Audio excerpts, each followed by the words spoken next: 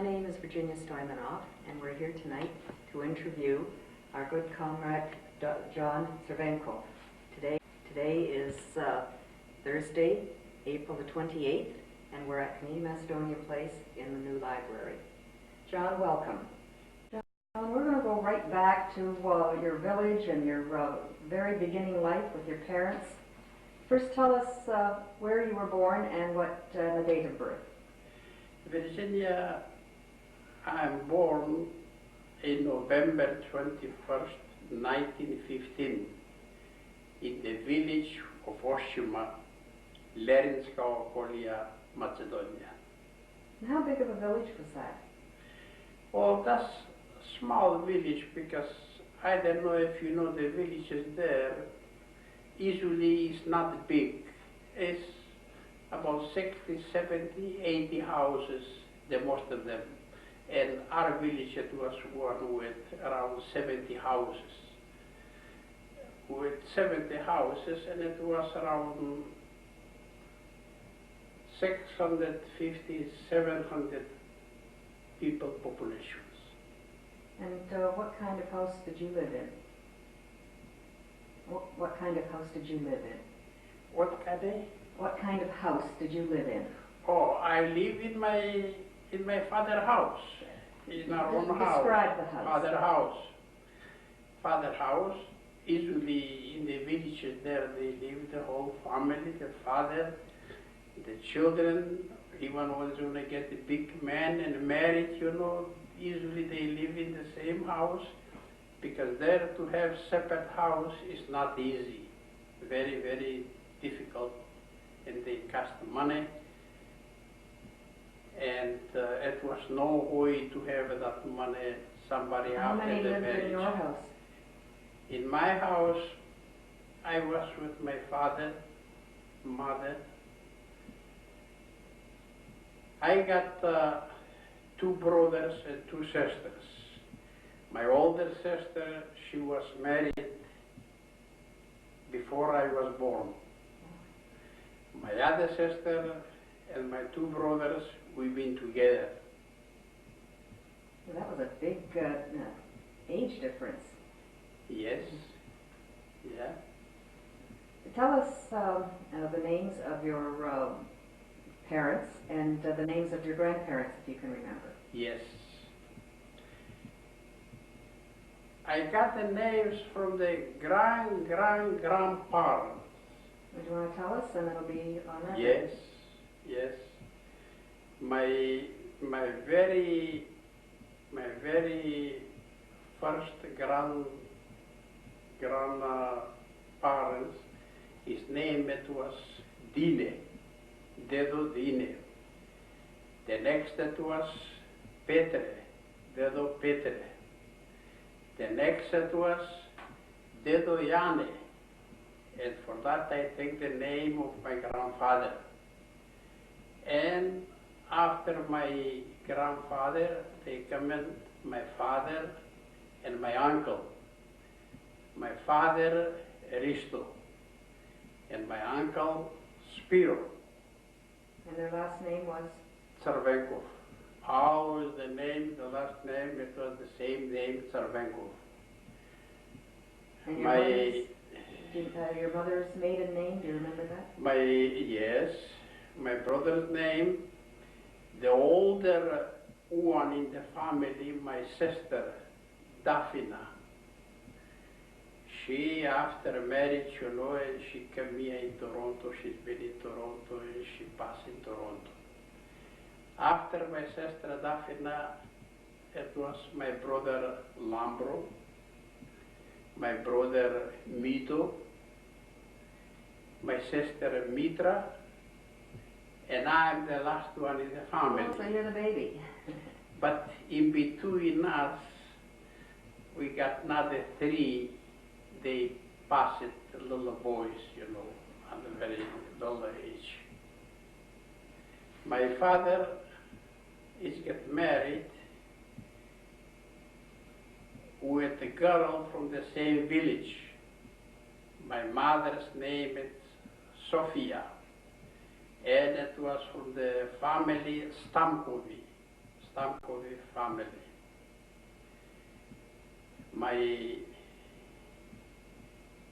My uncle Spiro is married with a girl from the next village from Trna.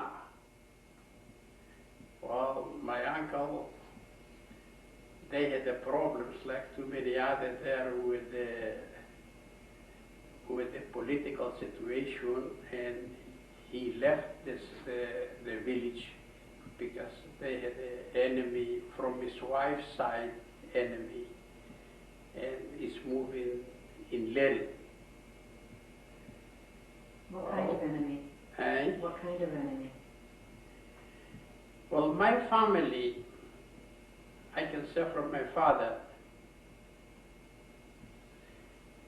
it was really Macedonians. He's been believed for Macedonian and he's been fighting for Macedonia. During that time, the fight there, Bastaniato, what do we say? Well, my father and my uncle has been taking position, you know. My father, they had a high position. My father was responsible of the village. In our age, in our house, he's been coming and they had a sleep and the big Macedonian revolution. And the situation was changed. We lost the fight. Our life becoming very, very difficult, very hard, because they come in the Greek. Our people, not just for my family, but in the people from the village, especially the older ones, nobody is been speaking Greek. Everybody has been speaking Macedonian. But the Greek, they put big pressure on us, on everyone, especially to my family, even I was not born that time yet, you know. And anyway, it was something to help my family, my father. My father's wife is first cousin to Kota Voivodata od Rula. And when we lost the fight, Kota saved my father. And he say it's hard to save them, but it's the best thing what he can do for him, you know, to help him to go out of the country for time being. And that's happened. And after they come back, you know. Tell us something about the village of Oschima. What did it look like? Was it hills? The village? Yes. Well, the village of Oschima, describe it a little. Well, more or less like every Macedonian village. They're not big village. But the village Oschima, one thing, even I don't know myself how it's happened, there's got big territory, unusual big territory. From the one end of the territory to the other, it's been about 40 miles, big territory, with mountains, with rivers, with little better soil, you know, for living. And for that we live life, make it in the village. Was your house close to the river? Was your house close to the river? Yes. You went swimming in that? Our village and our village territory, there's got more than one river. It was one river, they coming from Bigla through Soderi and Želevo, and he coming to our territory, to Oschima territory, which is help the people And one way they help there for the farming, and on the other way they come the war. We had the mills, vodency to make the flour. We had another river.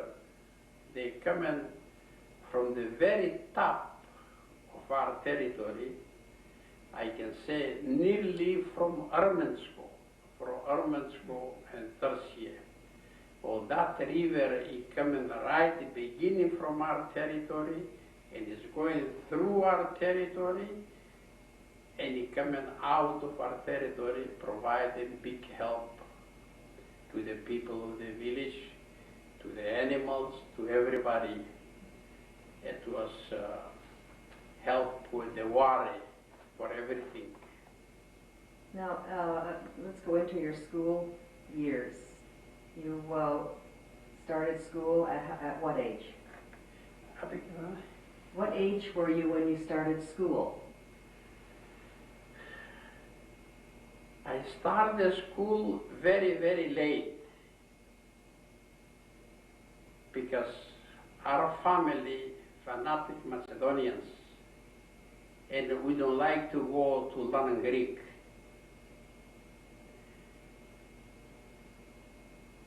But they come and they put the Greek government law and they force us to send the children to the Greek school. And there was no Macedonian school, of course. No, Greek school. And when they forced me to go to the school, I was a little over normal age. When I started school and I finished the school, I was 12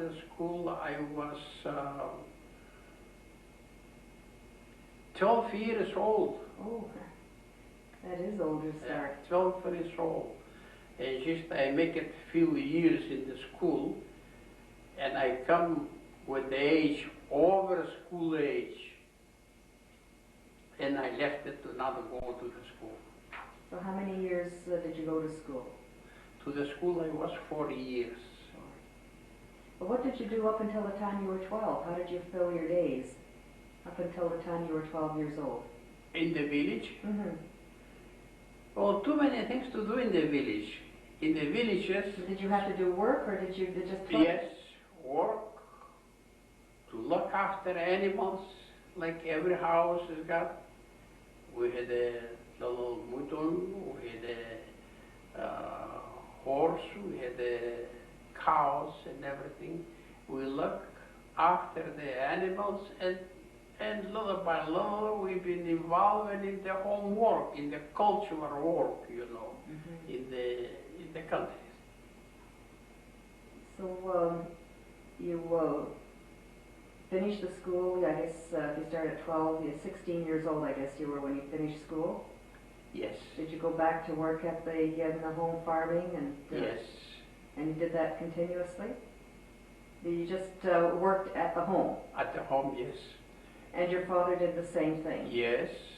I work at home. My father, my mother, How big of a land did you have? My brothers. How big of a farm area did you have? For the family, we come in one time, we was about 11 or 12 members in the family. Well, my brothers is growing up, he's got married, they've got children, and like that the family has been growing bigger and bigger. And as you were growing, you say your family was fanatic Macedonian. How did you fit into this as a 16-year-old? When I was 16 years old? Mm-hmm. Tell us about how you... About what you mean on the politics and yes, the schools? Yes, and the politics and... Always, and all the time, we was always, you know, against the Greek occupation. Yeah. And how did you do? What did you do to further this? Well, further that, when you come in my age, 19 years old, they take me to the army. I was in the army and I served in the artillery. And I served in the city Ceres in Macedonia. And in the meantime, it was 1925, it's been opened the immigration from our places to Canada. In 1925? In 1925. In 1925, he come first my brother, the older brother. After the older brother, they came in the other brother, the second brother. They come here in Canada. And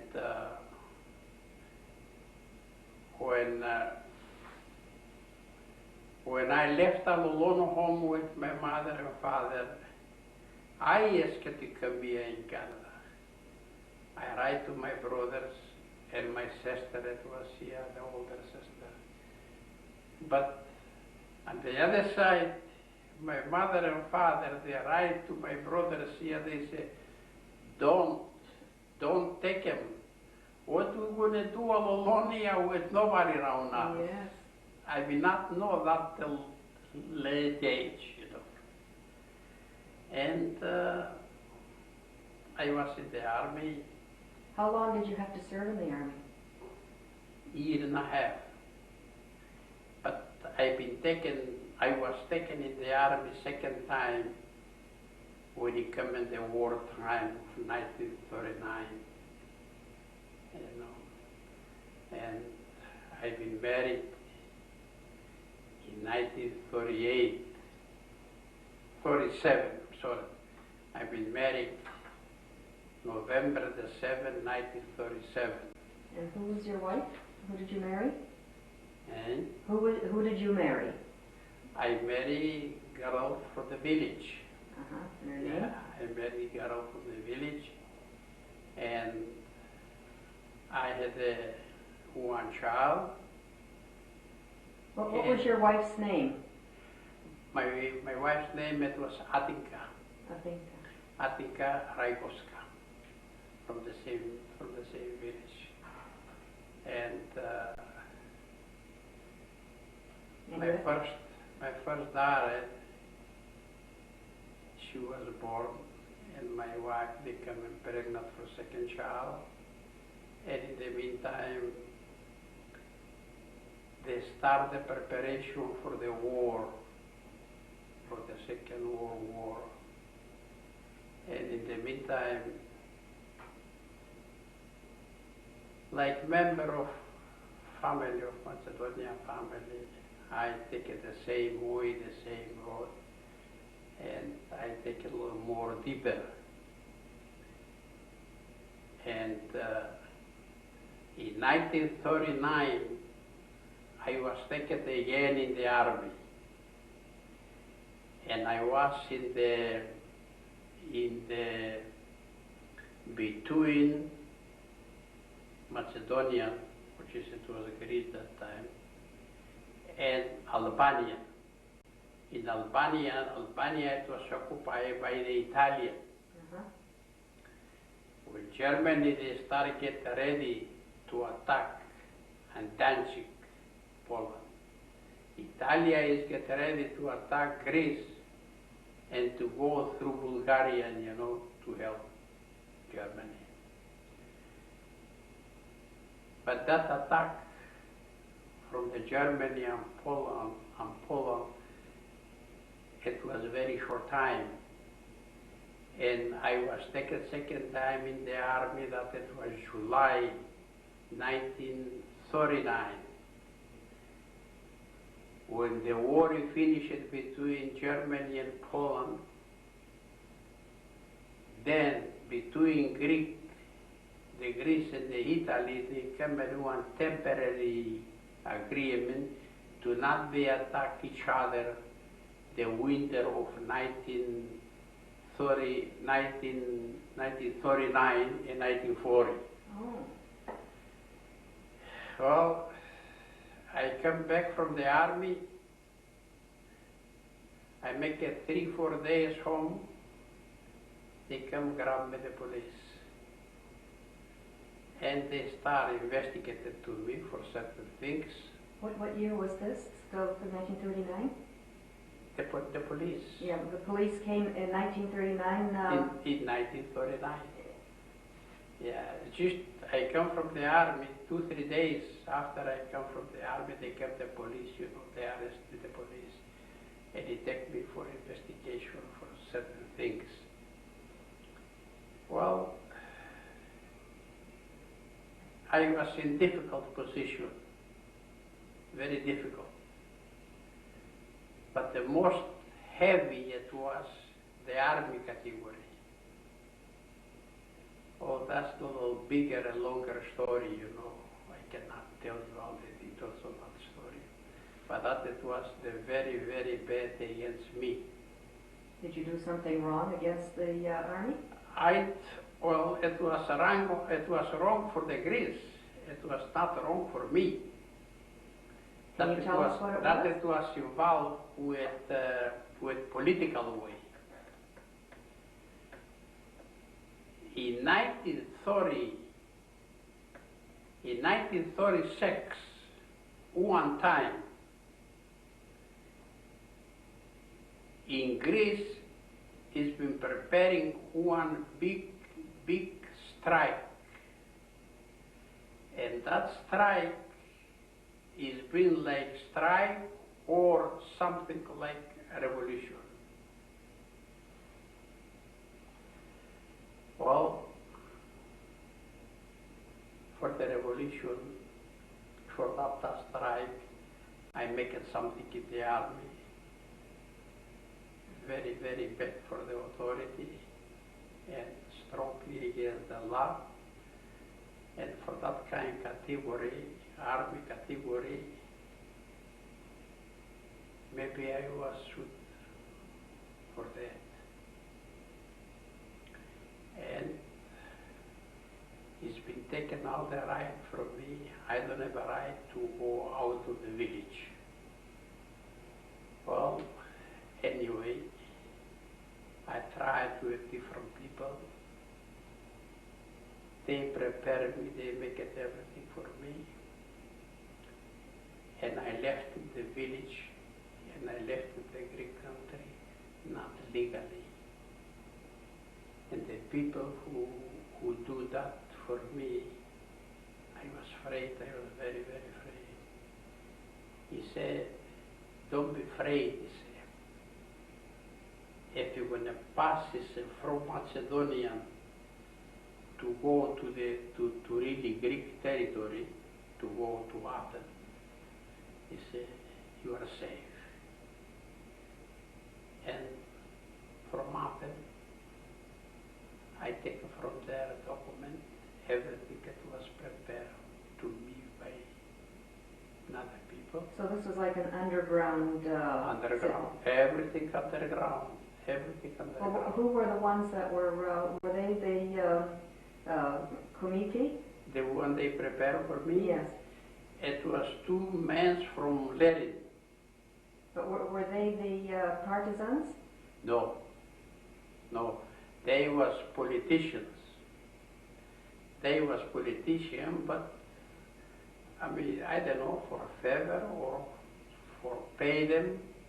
And it was not easy to have money to pay, you know. Did you have to pay, or was it paid for you? Oh yes, I have to pay them, you know. And I come in Athens. In Athens, they come in the same service, and they give me my passport. It's my name in the passport, but not from Oschima, from Athens. They say from Athens. It's not the same person. And from there, I travel in France. How did you get to France from Athens? With boat. You took a boat from From Athens to Versailles, Paris, in France. And it was prepared. The only way you can go in France that time to declare yourself agricultural worker, not a farmer worker. I see. And I was directed straight to go in a farm where to start work. Well, it was happy beginning, and everybody told me it was good. And the people who done the work to me, he said, don't worry, if you're going to go in France, he said, it's going to be everything okay. I said, and in France it's war, I said, too. Oh, he said, that's different, he said. To come in something between France and Germany, he said, you have to take not less than 4 or 5 years, he said, you know. By that time the war is going to be finished. But it doesn't happen that way. I was in France. I don't remember the date. It was May. I left the village May the 10th. I don't remember exactly what date I've been in France. And month after, France it was occupied by the Germany. Yes. And in France, no language, no nothing. I was very, very disappointed how I can do, how I can spend, how I can make it, you know, that situation there. But what he can do, how is it going to come, just you have to take it. I was in farm there for 1 year, a little more than 1 year after the German occupation of France. Mm-hmm. This was just outside of Versailles? And Just outside of Versailles?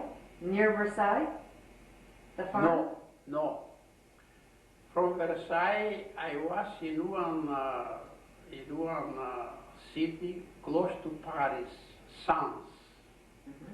That's 30 kilometers from Paris. Mm-hmm. And after the 1 year occupation and working at the farm, one from our village, it was in farm business in Paris.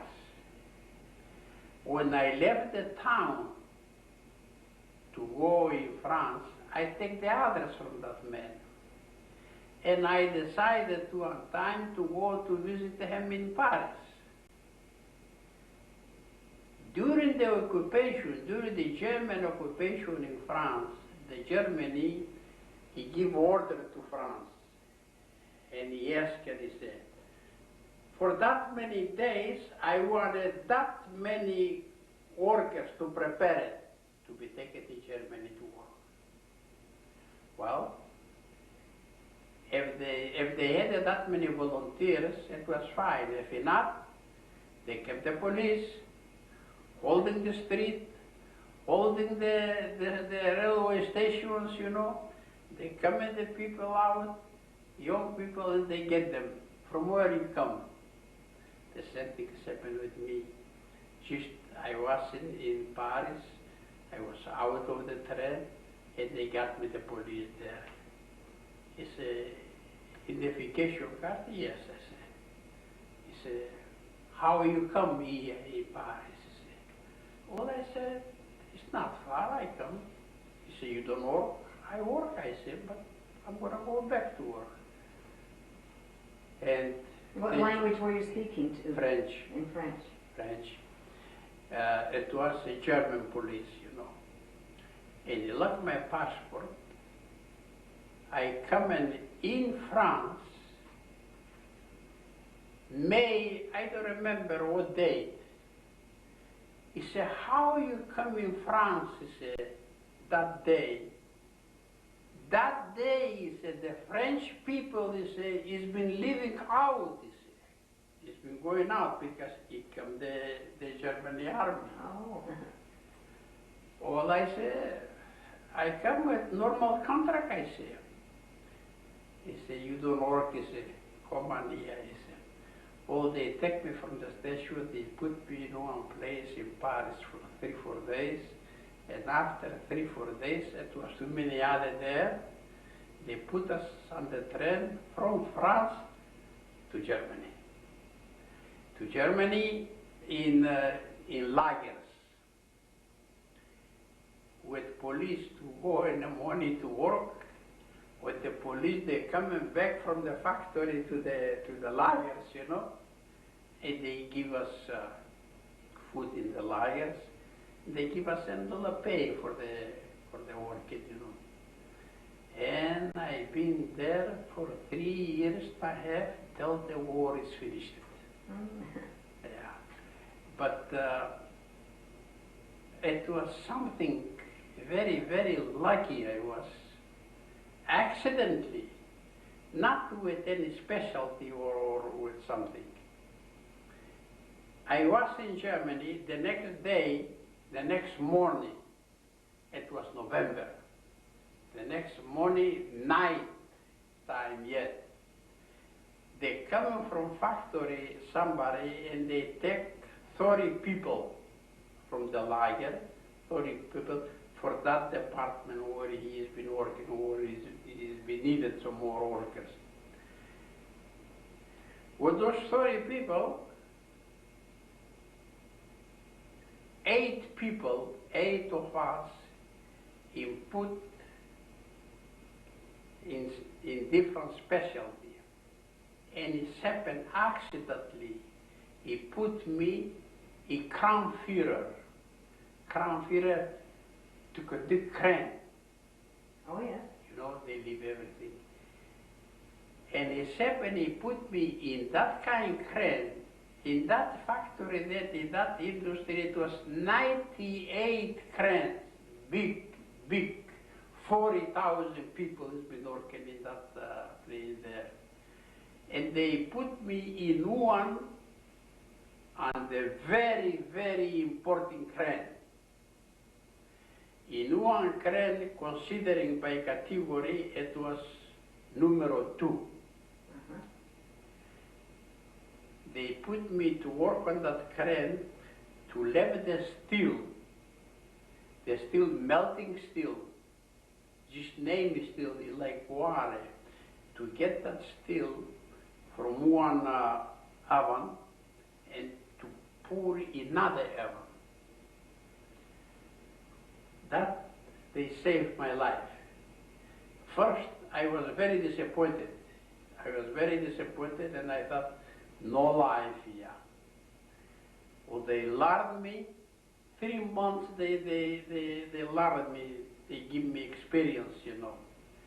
And after 3 months, one month they give me to do the work, and behind me it was not a German teacher, or how you can say, you know, trainer, to watch me if I can make it and how I can make it. And that it was my best luck that they saved me. The other way, 3.5 years, it was impossible to be in life in Germany.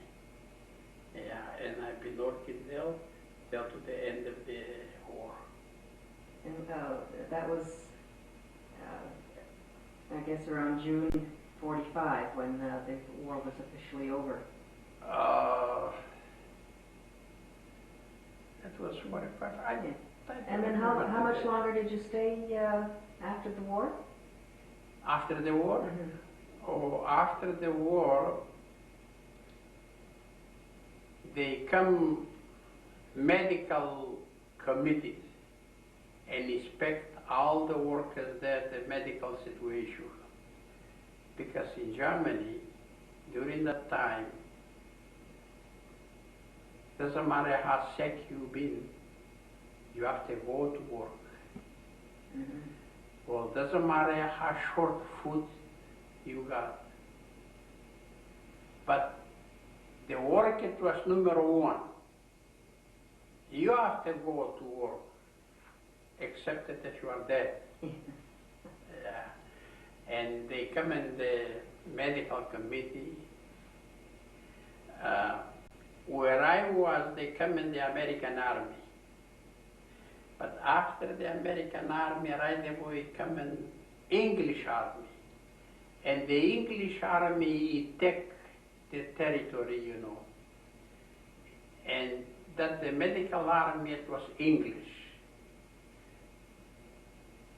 Everyone, all the workers there, and me, they put me in examination, and they put me in hospital. They put me 3 months in hospital there in Germany, and after 3 months, they asked me where I can go, where I like to go. Well, I said, I like to go in Canada, I said. In the meantime, in our territory, in my village, in our country, it was still the war. And my village, it was occupied by the partisans. If I ask them to go back, they will send me home with the partisans. He's been going to send me in Greece somewhere, but not home. Well, I thought myself, I was thinking, I thought, much better to ask if it's possible to go in Canada. And they told me, he said, why you like to go in Canada? I said, I got family there, I got brothers, I got sister, and I got very many other cousins. He said, it's no way to go in Canada, he said, because the transportation is all the transportation for the army, he said. He said, if you like to go there, you can wait, he said, where is going to come in the change. I said, how long do I have to wait? Well, he said, the time is going to tell us. He said, he wanted to go any other place except at Canada. I said, then I like to go back in Paris. I said, from where they picked me to Germany, he said. And they sent me back to Paris. Again, I passed there the medical control. They put me in the hospital there for another 3 months. What was the matter? Why did you have to go into hospital so often? Weak, no food. Oh. We've been, you know, to see here, you can feel it here, the bones, like here, nothing. It's the bones.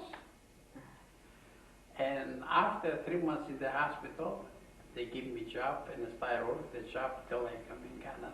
What kind of work did you do there in Paris? I work in foundry again. I forgot. Make it pieces like the car. Make it pieces with the motor. Oh, molding. Oh. Molding. Sort of factory. Manufacturing, yes. Yeah. And you left your wife and one small daughter, and she was pregnant when you escaped. Yes, she was pregnant. So you never saw your for the second child, but we don't have no contact. We will so not she didn't know whether you were alive or dead. Where they are, how I am, till they start work the post, you know. Then we find out my 2 children. It was in Serbia, in Yugoslavia, in Bela Crkva, in home. My wife, she was in Skopje. I was here in Canada. Well, how did they get to Skopje and the other places? When did you first get in contact with them? You know, right away after the war, it was no post. What about during the war? All the time you were in Germany, didn't you write to them? With the time, little by little, they start working the post, and we find out each other where we are. Yeah, during the war that you couldn't no, send letters? No, nobody know for each other where they are, you know. And so how did they go to, what made them leave Oschima? What made them leave Oschima? The family? Yes. Everybody left. Because they during the war? During the partisan war. because they come in the Greek. Mm-hmm. They come in the Greek, and all the partisan army, the army against the Greece, they have to leave. They left all the army in different places in the Eastern Europe, in Yugoslavia, even to Russia, to Poland, to Hungary. Well, were your daughters then part of the Begelty, if they went separate from the mother? Separate. So My daughter and my son, it was in children's school, in children's center, in Bela Crkva. I see. Yeah. But they were sent there as part of the Begelty Deca. Yeah. I see. Yeah. Yeah. It was the Begelty. Yeah. You know. And a little with the time, when the time coming, you know, to have a better contact, to get sent it by mail, little financial help, that kind of things I've been doing. And with the first change it's been open, you know, to immigrate here, I brought them here. But till I brought them here, my daughter, she was there in the university, she fell in love with somebody there, and she's got married there. She left it in Skopje. He come my wife here with my son. When was that? That it was, we delayed to come because both it was on the university, my son and my daughter. And I don't want it to break the education. If I want to break the education from there to come here, I thought maybe it's not going to be accepted. It's going to be difficult for them much well to get the diploma from there and after to bring them. And that was simple. But when I bring them, my daughter is get married. I brought my wife with my son. And what year was that? Do you remember? That it was 19.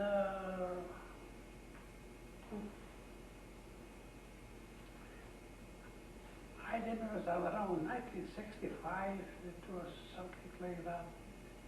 Let's just go back a little bit in your time in Germany. Yes. Were you in danger of being bombed, because there was quite a lot of bombing going on, especially at the latter part? In Germany? Were you at risk? Yes. Yes, it's been bombing. First, in 1942 or 41, I don't remember, it was bombing by England. The England is been bombing on their way. The airplane has been going down through the bombs and left again. The same year, fall time, now, yeah, I don't remember what year it was. Well, that service has been taken by the American aviation. Mm-hmm. Well, the American has been working different. The American has been going, flying, but he doesn't come in down to through the bombs. He threw the bombs from far way high, but too much, too many. And they take the American, they take like that's Germany. Is we send it, today is going to bomb it here, tomorrow here, here, and they come. It was so much in Germany, even the farm cannot work it, because where they found the bombs, they open holes like this room, holes deep, you know. Yeah, anyway, we're going to just get you over to Canada, and we'll take a little break. When did you leave Paris to come to Canada? I left Paris 1948, and I come in Canada January the 10th, 1948. And your brother sponsored you, I guess, did he? Yes, my brother and my sister. Well, we'll just take a little break here now, and we'll come back. Okay.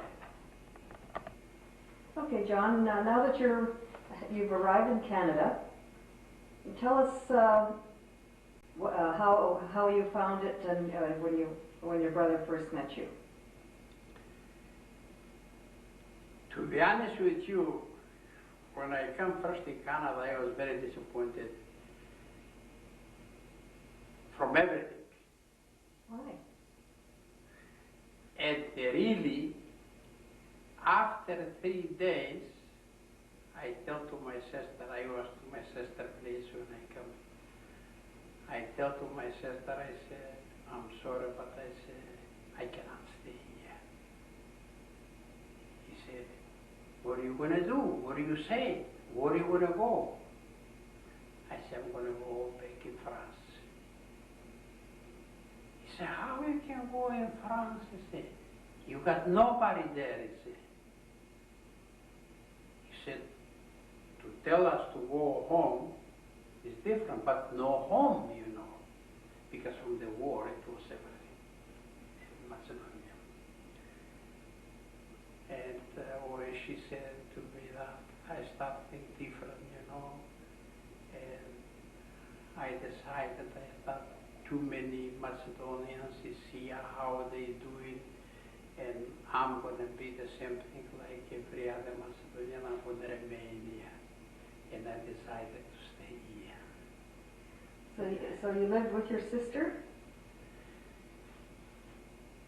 I lived with my sister for, it was not in my sister's house.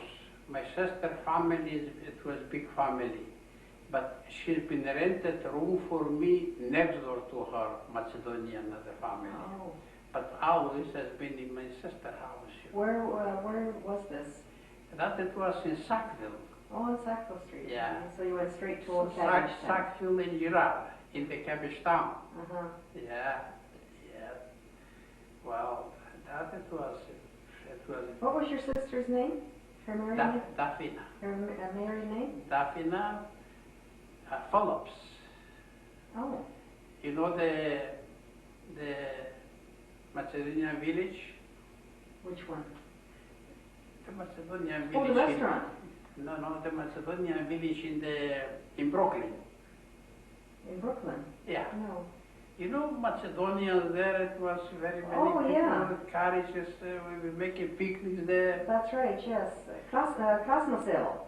Krasnoselo, yes. Yeah. Yes, yes. Well, I mean, it was 2 people, you know, created that place there and that village there.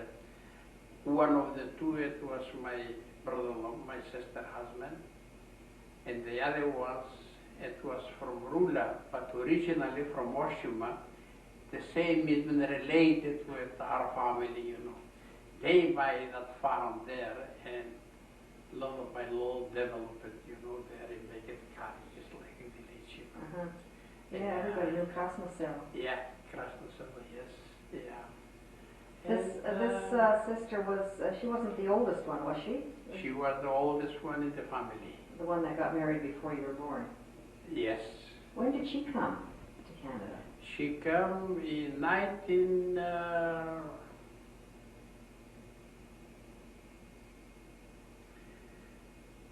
I don't remember exactly, 1922, 23, something like that. Yeah, we had a lot of immigration at that time.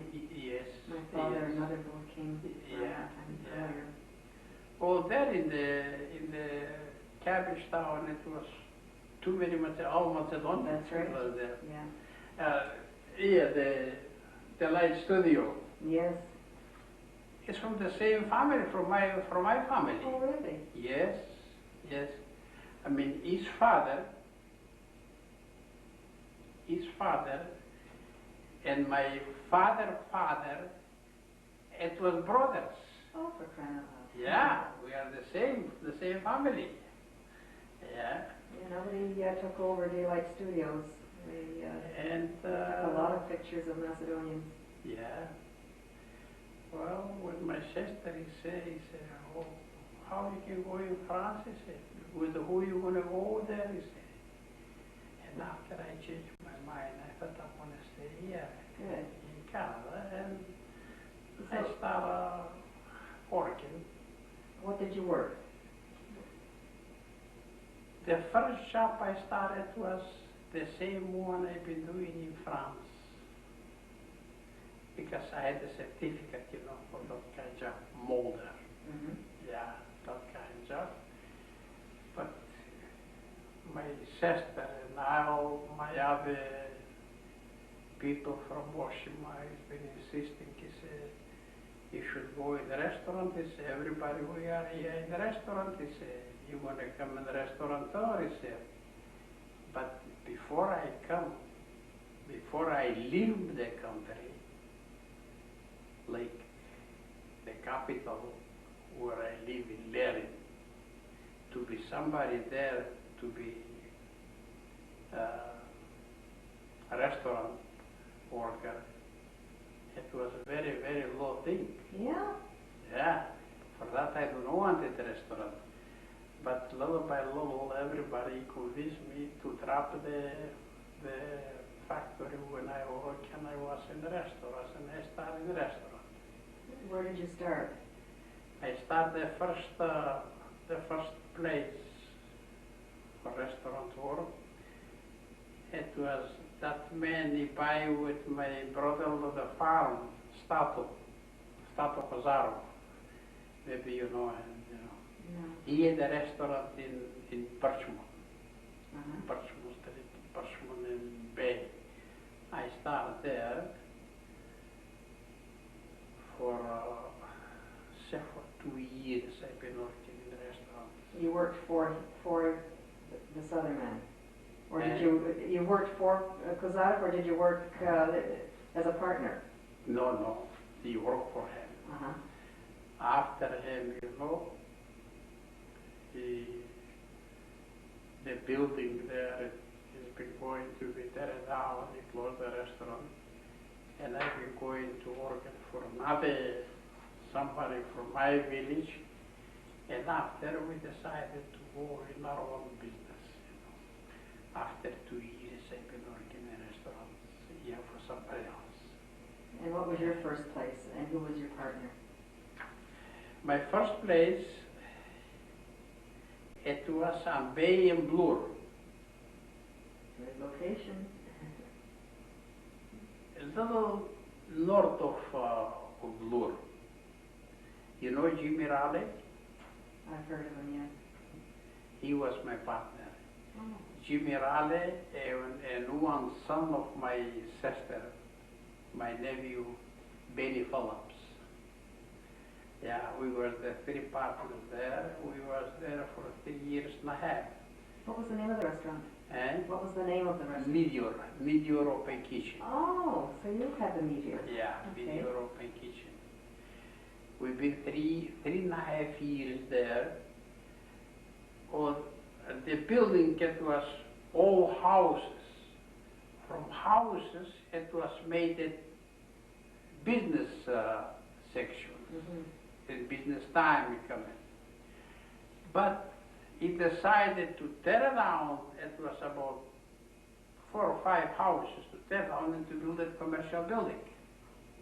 And we are close from there. My partner Jimmy Raleigh is a guy on business on Young Street. I don't know what they call it, north of Bloor, you know. And me and my nephew, we opened a restaurant on Young Canadian, And what was it called? Queen's Plate Steakhouse. Oh, yes. Yeah, we opened there. And what year was that? Do you remember?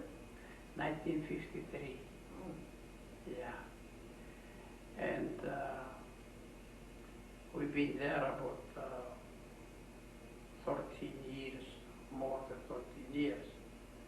And after we sold that restaurant there, and we opened another restaurant again in Kingston Road and Markham Road. Mm. Again, the same name, Queen's Plate Steakhouse. But in the meantime, I lost my daughter. Which one? The firstborn? Yes, I lost my daughter. She's the one that got married in Skopje. Yes, I was in Skopje. I take her from Skopje. I take her to Paris, you know. But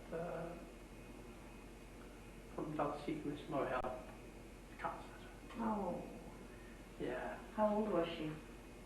36. When she passed away, she was 36. Yeah. And I was very disappointed, very, very disappointed. And I don't have a feeling to do anymore to work. And I sold that restaurant, you know. And I've been not feeling to do anything. What year was this when she died? And What year was this when she died? that it was 1964. Oh. Yeah,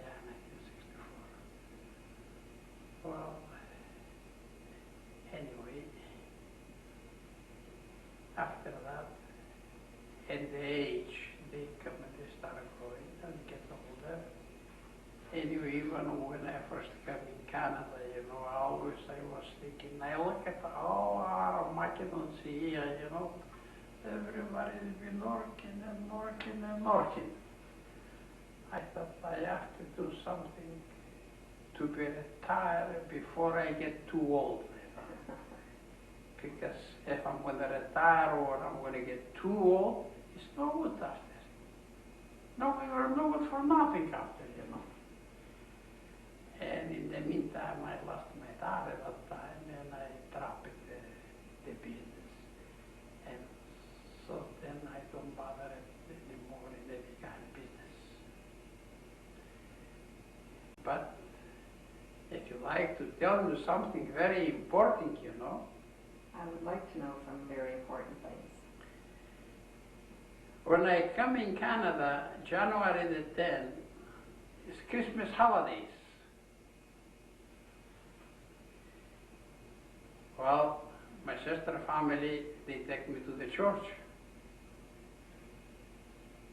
to the hall. Which church?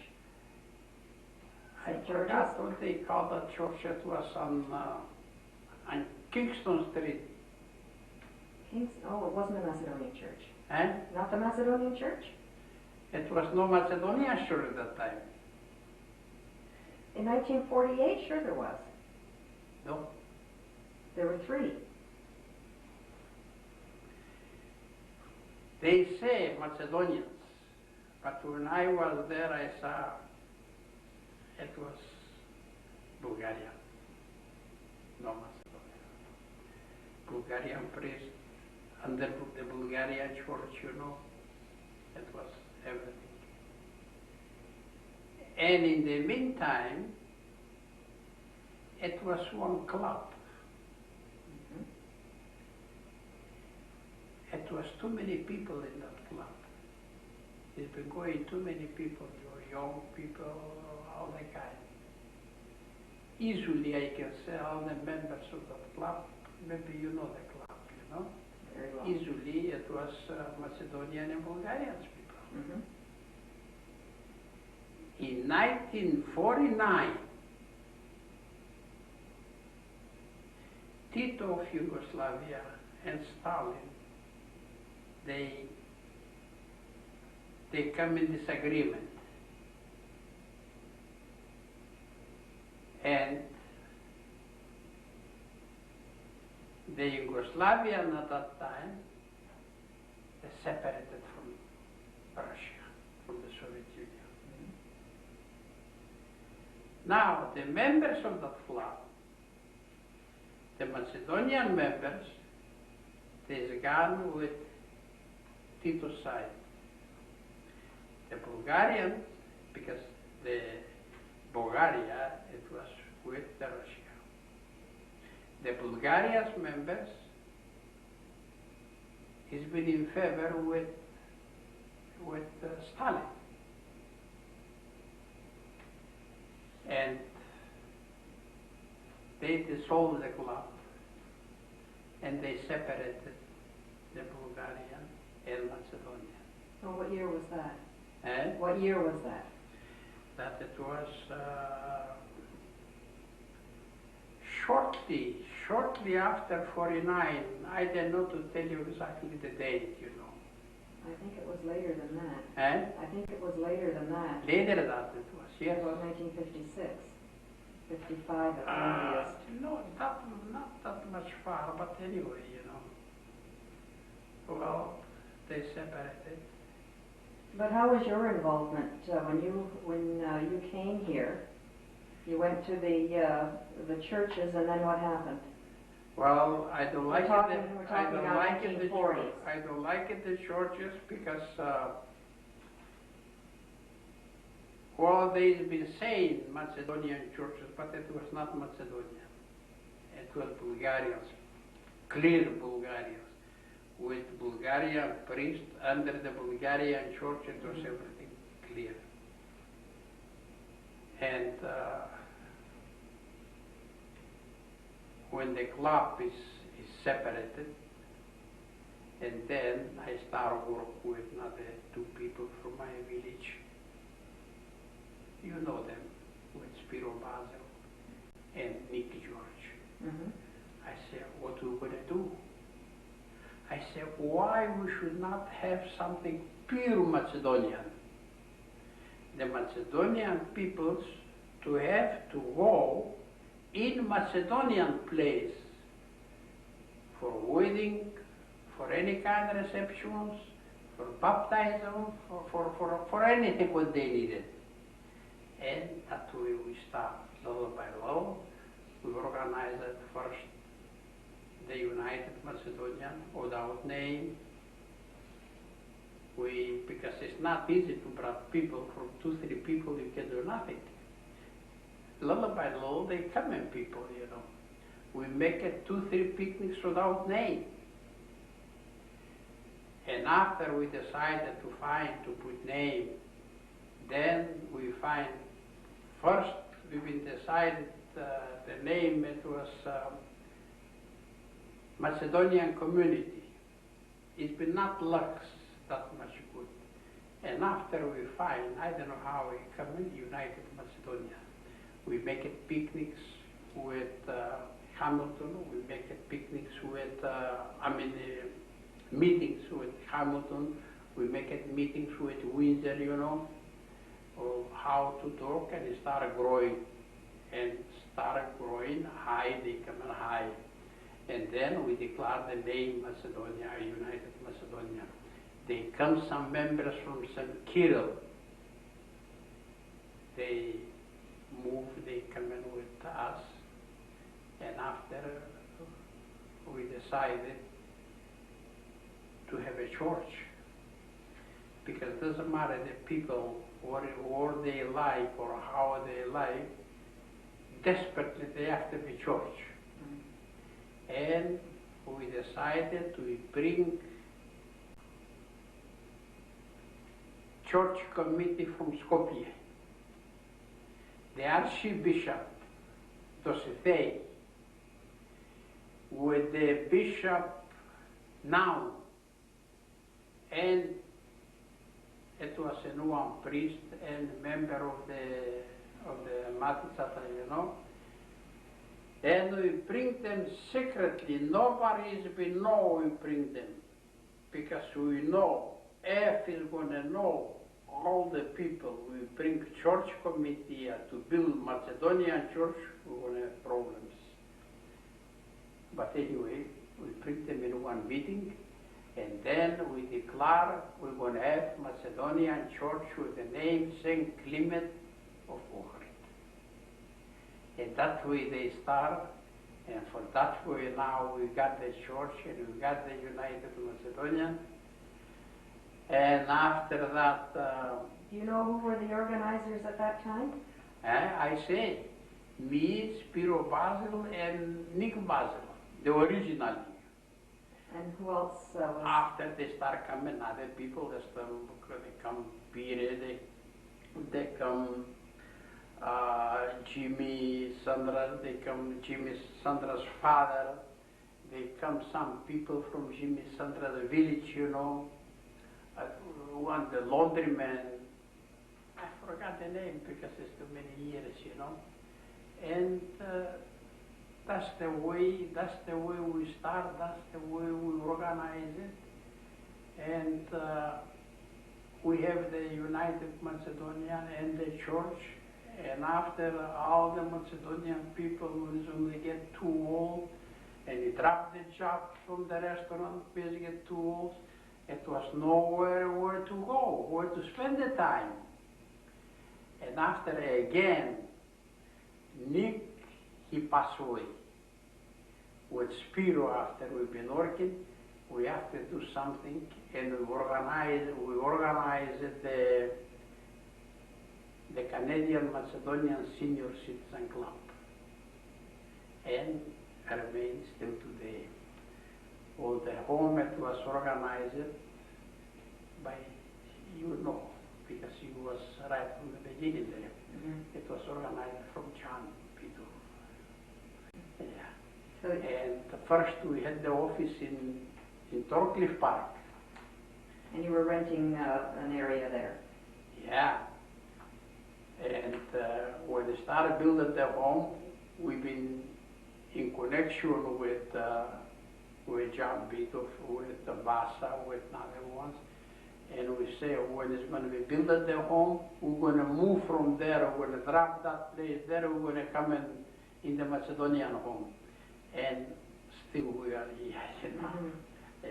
Yeah, we had many meetings in your facilities there that you were renting while we were organizing all the events and plans for Canadian Macedonian Place. And this was all in the 70s. Yes. You know, I don't want to talk, you know. If you remember, I said to you something one time about the Macedonian place.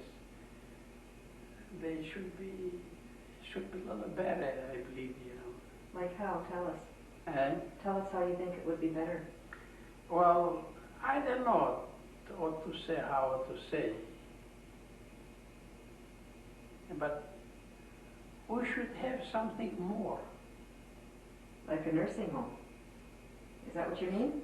Something more, doesn't matter what. Well, as you probably remember, we wanted to Yes, build a nursing home yes. at the very beginning, and this Yeah, was but second best. we stopped it. We can't get funding, We unfortunately. stopped it. We don't do anything. But I think we'll get this, with the youth coming through, we might get a community center. Hopefully. Yeah, now the news, you know, Mm-hmm. the youngs, you know, the youngs. But let's go back a little bit Yes. to when you first came to Canada. Yes. You, I want to know how you fit in with what was the political climate here in Canada? What was the social climate here in Toronto? My how you felt, how you mixed with different people here, which areas you went to. Tell us how your political and social life was. When I first in Canada, when I came first in Canada, and my political life, it was the first contact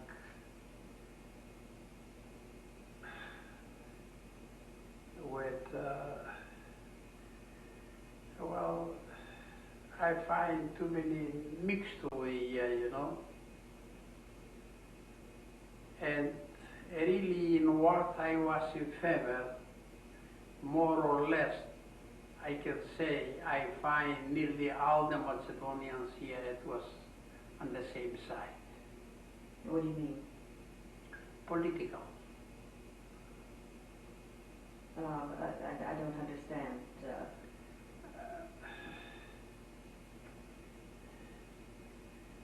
Well, it was more democratic, something like that, you know, like similar like the club to us, you know.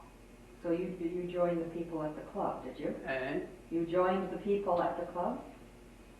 But your sister wasn't from the club, no, and neither was your brother. my brother it was, but not my brother now. Your brother was? Yes. What was his name? Lambro. Tsarvenkov. Lambro Tsarvenkov, yes. Yeah. I was very disappointed when I was first in the church, and the dance, the Christmas dancing, you know, what they call that, the first church to us, you know, the very first one. It was Sventikio Metodi on Trinity Street. Yeah, but Trinity. Uh-huh. Yeah. I was very disappointed. Well, it was just a tiny church. And then right after they built the big one. On two ways. Nationality and political. And for that, right away I jumped in the club. In the club I was more satisfied. But it was not satisfied why they come the separation between the Macedonian and the Bulgarian. That I don't like it, you know.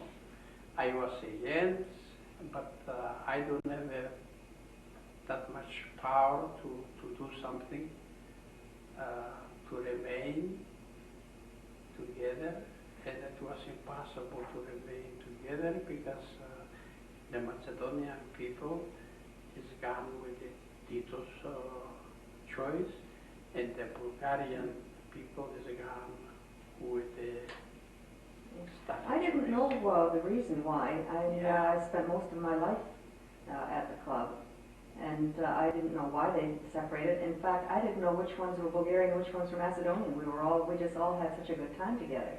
Well, it was not very many Bulgarians, you know. It was the most of them. It was, I mean, It was about I'm 2/3 sorry to 1/3. even to mention your father's name. You know, your father's name. He take the Bulgarian side. No, he didn't. Yeah. No, my father was very Macedonian, right with Spiro. Yeah, Macedonian, but when it comes to separation, it's gone on that side. No, I think you're mistaken on that. Yeah, I know. Yeah. Anyway, you had an active role in the club and then in the United Macedonians when they built the church. Beginning? Yeah, did you have, were you on any executive, or were you on board of directors or committees? Well, you know, when we start work to separate the Macedonian people from the other nation and to coming together, the Macedonians. And then we say, now we are a people and we got power, financial power, to do something pure Macedonian. To not be we got nothing against to any other nation, you know. But all the other nations, they've got it. If you will take it Ukrainian, Bulgarian, or doesn't matter who, Russian, everybody they've got their own. We the Macedonian, we don't have. It was two churches that time. The St. Kirill Method, and it was in the St. George. But the both it was Bulgarian. And I can say it's been built by Macedonian people.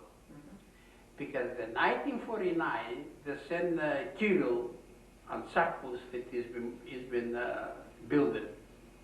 Well, you can say that most of the people it was Macedonian, all the money has been invested there, has been invested by Macedonian people. But they were not a choice because it was nothing pure Macedonian. And that it was the reason we start working little by little. I say, we have to have. When we start the church, when they declare we're going to make a church, some people, they make it remarks. They say, what is it? You're going to build churches?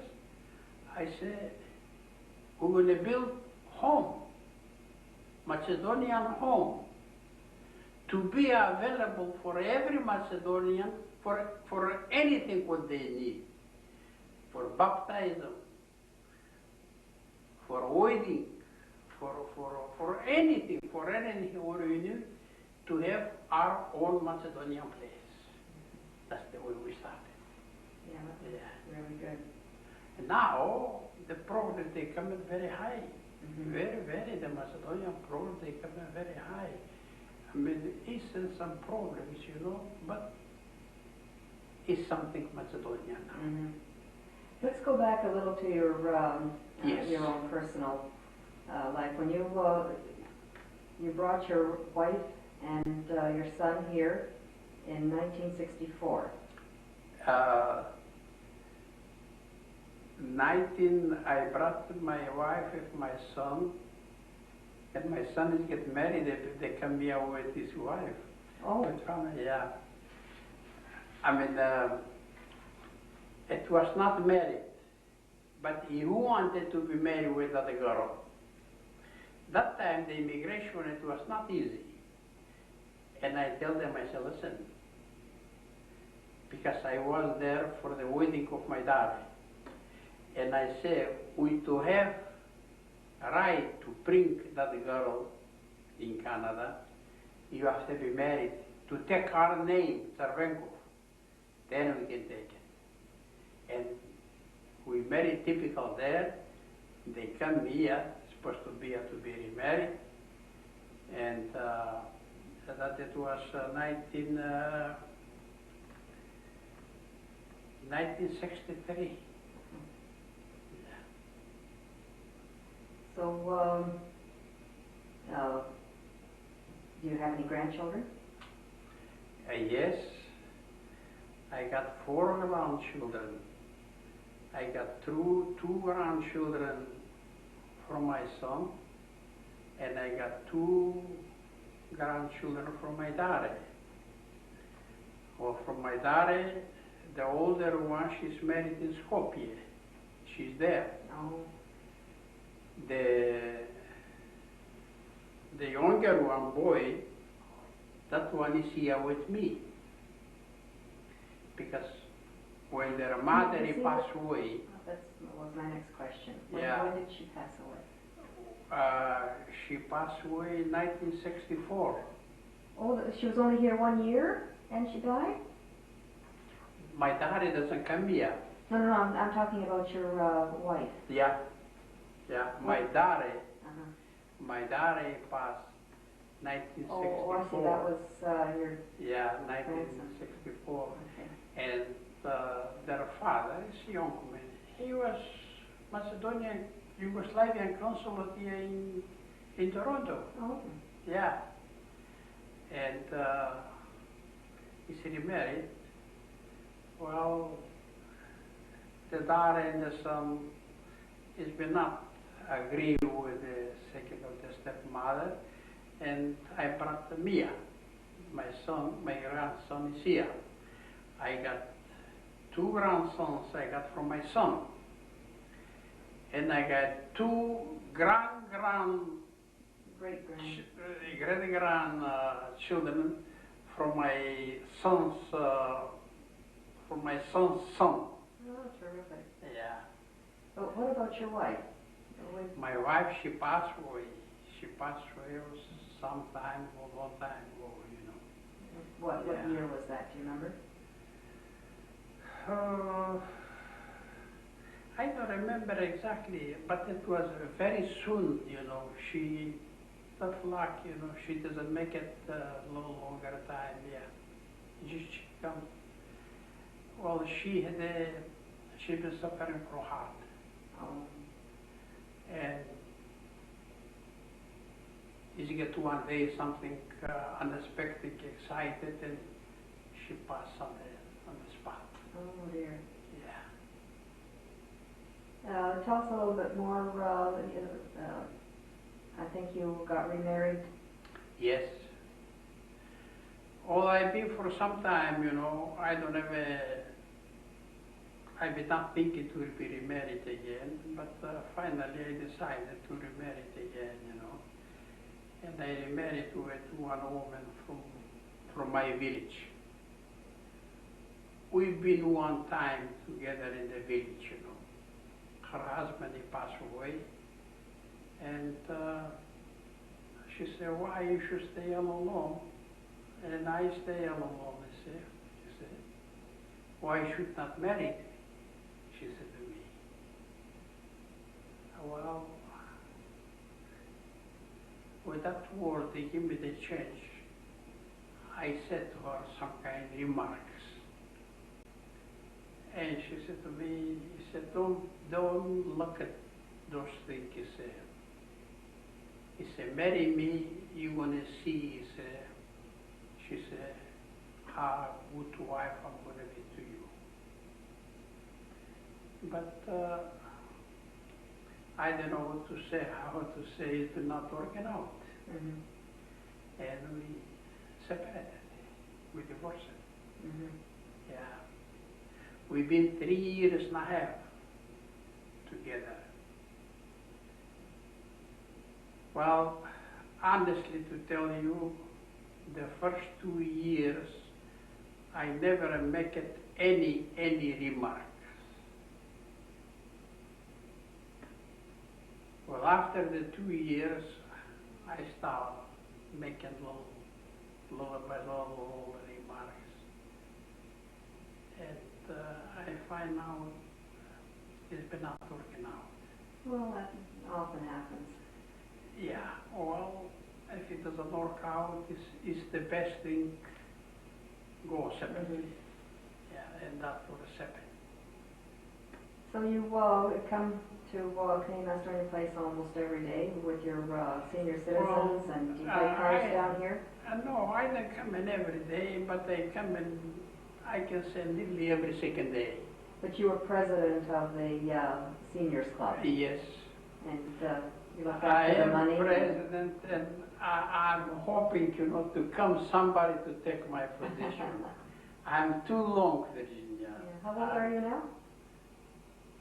17 years. Now, how old are you? Now? Yeah.